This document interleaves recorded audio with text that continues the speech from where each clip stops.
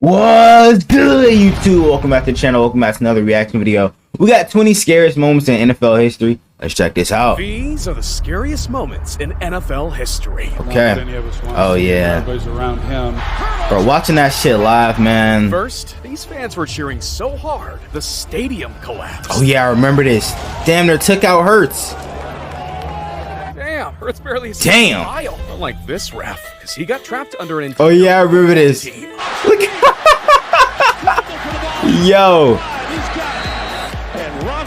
This is exactly why they don't need old ass refs back there, bro. Pray for his life under there. That's they just did not give a fuck. Patrick Willis took a player. Bro, no, I cringe every time I see this hit, bro. Cause bro was like an inch or two away from being paralyzed, gang. Straight up assault.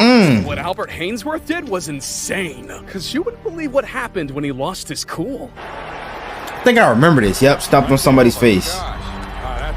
Come on, bro. Now, me personally, bro, I'm getting back up and I'm putting him on his ass. It was terrifying when he lost his mind. But Tua I wouldn't give a fuck. Would leave you stunned. Just watch Tua keep playing after getting knocked out. Bro, for real, like, bro, how the hell was he even able to come back in the game after that? They see this nigga was stumbling and shit. Injury on this play. Oh my goodness, that's an awful sight to see. Dude could have died out there. For real. Myles Garrett. Oh, no shit. regard for human life. You see, poor Mason Rudolph. Rudolph got into a scuffle, so Garrett grabbed his helmet and went for his head. Yeah, damn. And then, bro, nah, bro, Maurice Pouncey, bro, Pouncey. This is a Hall of Fame school threat badge right here, my nigga. I ain't gonna hold you. Kicked him and then boom, like this nigga ain't got a helmet on. Like, yo, I understand you protecting your QB. But nigga, at least take his helmet off. Had these players in fear because what the Seahawks coaches did to their players is unforgivable. We got 4 away games in a row. We played on the same game no bye week after the Germany game. Are you serious? Swear. Wow. You guys are on the road the next weeks, and then going back to LA the following week and to play the Chargers, and then the following week you have your bye week. That is crazy. Hey, you got a bunch of guys in here that believe what the hell you're telling is the truth. This ain't real. What are you talking Wow. Wow. You should see what I would do to my boss if he told me I had no days off. There's no joke about what happened to Alex Smith. Oh yeah, when he broke his leg. Everything went horribly wrong. His leg snapped in the way I've never seen before, and things were about to get much worse. He almost lost his leg too. And thought about completely amputating his leg. Smith went through 17 grueling surgeries. That shit is crazy. He was told that he would never walk again. My man wasn't just fighting for his football career, he was fighting for his life. And not only was he able to walk, he returned to the field 2 years later. Inspirational story, man. Comebacks in NFL history. Here he is coming back on an NFL football field. W, man. Throw and complete it to McKissick. What a nervous moment this must be for them.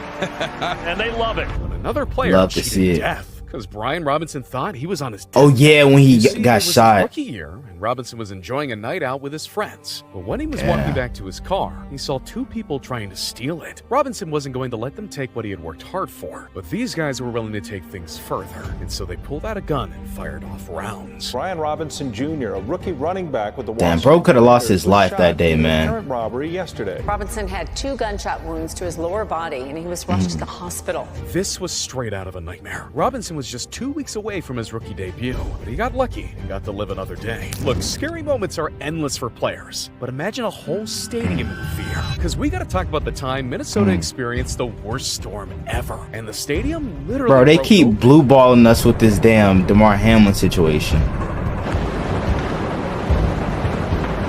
Luckily, yeah, this was crazy. The Vikings had to play at a college stadium for the rest of the year. However, the Vikings aren't the only ones with a stadium that almost ended lives. Because fans at the Saints game were nearly burnt alive. What the hell? We're in the middle of a game when the Jumbotron caught on fire. And it went up there and hit the rope. And then they didn't know what. How the fuck? I put that guy in the All Madden team.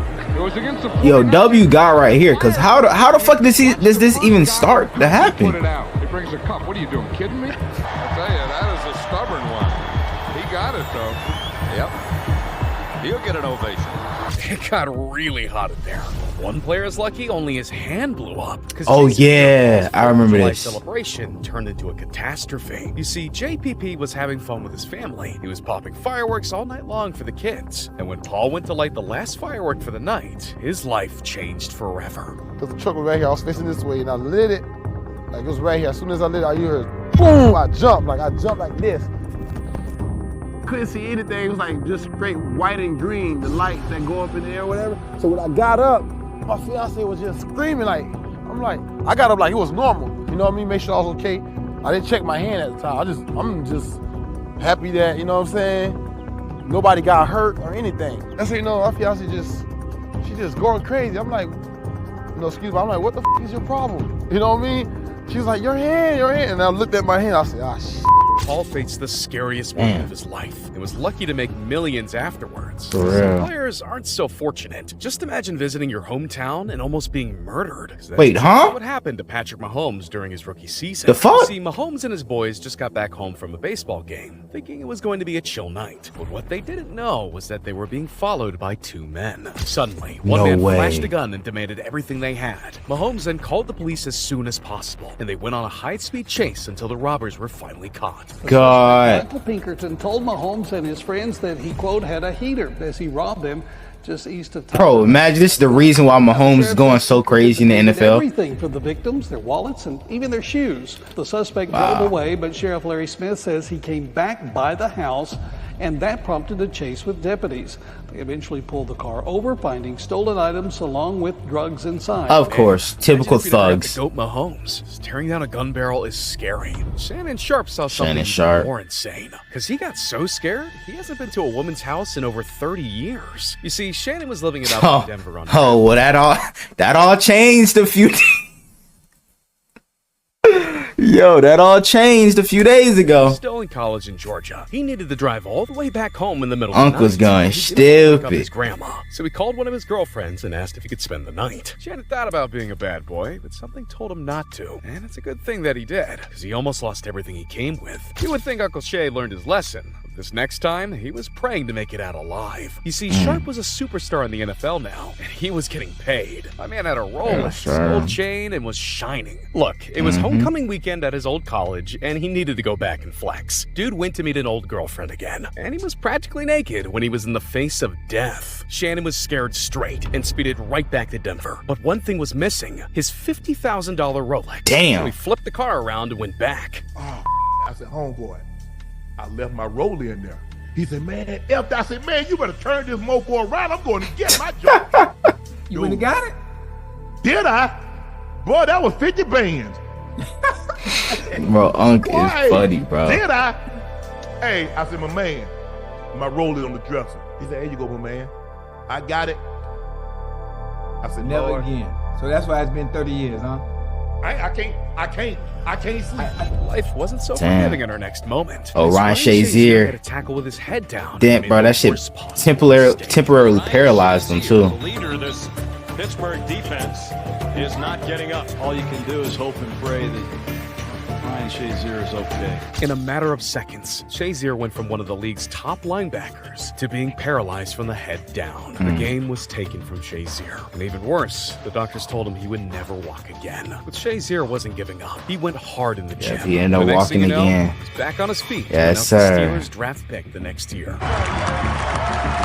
Love to see it, bro. And with the 28th pick in the 2018 NFL Draft, the Pittsburgh Steelers select Terrell Edmonds. Life on an NFL And field it's crazy. is Oh no, that's but a it can safety. even Never get more mind. dangerous in the streets, because Stephen Bailey barely escaped death. While he was spending time with family in Miami, he was suddenly ambushed out of nowhere. 2 shots were fired at Bailey's head. He felt something missing from his head, and surprisingly, he was still breathing. He then rushed to the hospital and walked into the ER himself. Bailey was put into a medically induced coma and underwent brain surgery. And against all odds, he survived. Bailey is using his story to speak out against gun violence. You know, the way you respond to these different acts of adversity is what defines you, and I wanted to make sure if I can control what I'm going through, then, you know, I'm gonna make sure I'm creating a light for other people to see, and just know that, you know, you trust in God and just keep working hard. Always gotta trust God, bro. Overcome Always gotta have faith, man. That's how you turn pain into triumph. But what happened at Super Bowl Damn. 47 had people's hearts stop. Just imagine 70,000 fans at the biggest game in the world when the unthinkable happened. Yeah, the lights went off. Yeah, I think Roger Goodell had something to do with that bullshit, bro. Because we were blowing out the Niners. 49ers side of the Superdome are out. You can only imagine the scramble officials are going through. The players now beginning. Look at Joe Flacco, bro. About to go to sleep. Delay as different players sitting out on the field, starting to stretch, trying to stay loose. The Super Bowl was plunged into darkness, leaving tens of thousands in panic. People feared it was an act of terrorism. Crews scrambled, and the NFL was on edge. The game was delayed for an entire 34 minutes. And luckily, they found their answer. Crazy. The NFL escaped the catastrophe, but everyone was left asking, what the hell just happened? But we're in our last few moments, and they really had fans panicking. Just like what happened in a game the NFL wants you to forget. Look, the Cleveland Brown fans were so angry. Then the refs got pounded with goddamn bottles and shit. Right here, the Browns were on a fourth-quarter drive to win the game. They spiked the ball to stop the clock, and so the refs decided to break the rules. They wanted to review a moment that happened 2 plays ago, which is illegal, and so Browns fans were fed up. Wow! Onto the field, which caused such a panic the refs didn't know what to do, so they called the game over. No, that's crazy. Yeah, y'all deserve that. The fuck? Nobody has any idea what's going on. Lame ass refs. 2 plays ago? Come on. Fiasco by the referees today. I hope every single one of those refs got fired. The fans are throwing crap on the field. Especially when you consider how big of a game this was for the Cleveland Browns. This is ridiculous. Running through glass and getting glass thrown at you is terrifying, but imagine playing football with a price on your head. And the Saints did just that. Oh yeah, Bounty Gate. Players were paid cold hard cash for brutal hits. This show is lame as hell, bro. I did a whole documentary reaction on this shit. Telling players to do the unbelievable. Kill the head, the body will die. That is an insane quote by a coach, bro. We want his head sideways. That's right. Saints were paid extra for tearing ACLs, giving concussions, and it didn't even matter what position you played. Because even players on special teams were getting paid hundreds for bone-crushing hits. And prices skyrocketed when Hall of Famers were involved. Because Jonathan Vilma was offered thousands to knock out Brett Favre. However, the Saints couldn't keep this up forever. And the NFL eventually cracked down and gave Greg Williams an indefinite suspension. But what happened to DeMar should have been out the league. Shook the entire nation. Here we go, man. In the middle of the game and came back to life. See, it was 2022. The Bills and Bengals were playing. And this is one of the biggest games of the year, too. In NFL and then it just almost became a tragedy, bro. Like he's been doing his entire career. But in a matter of moments, he collapsed. Players watched helpless. That shit was terrifying. Sprinted onto the field and found that his heart wasn't beating. Technically, he was dead and time was ticking. More doctors arrived and did CPR for 10 minutes on the field. But DeMar wasn't waking up. They rushed him to the hospital. He was placed on a ventilator. Everyone thought they would have horrors for a lifetime from seeing a man die right in front of them. But hope wasn't lost, because 9 minutes later, DeMar started breathing again. He was unconscious for 3 days, and by a miracle, he woke up. Despite all of this, DeMar was still locked into the game. The first words he said to the doctor was, "Did we win?" The doctor said to him, "You won the game of life." And so the world was ecstatic to hear the news, and everyone had the same question: would he ever play again? Yo, he is. I ain't gonna lie, bro. Bro has been low-key balling. You know what I'm saying? He's been having a lot of tackles every game and shit like that. So you love to see this type of, you know what I'm saying, inspirational story, man. You thought these moments were intense? Imagine becoming one of the greatest players. Hey, I want to know what you guys think. You know what I'm saying? Y'all let me know down in the comments below, and let me know what other NFL videos y'all want me to react to. Without further ado, I'm out. Yeah.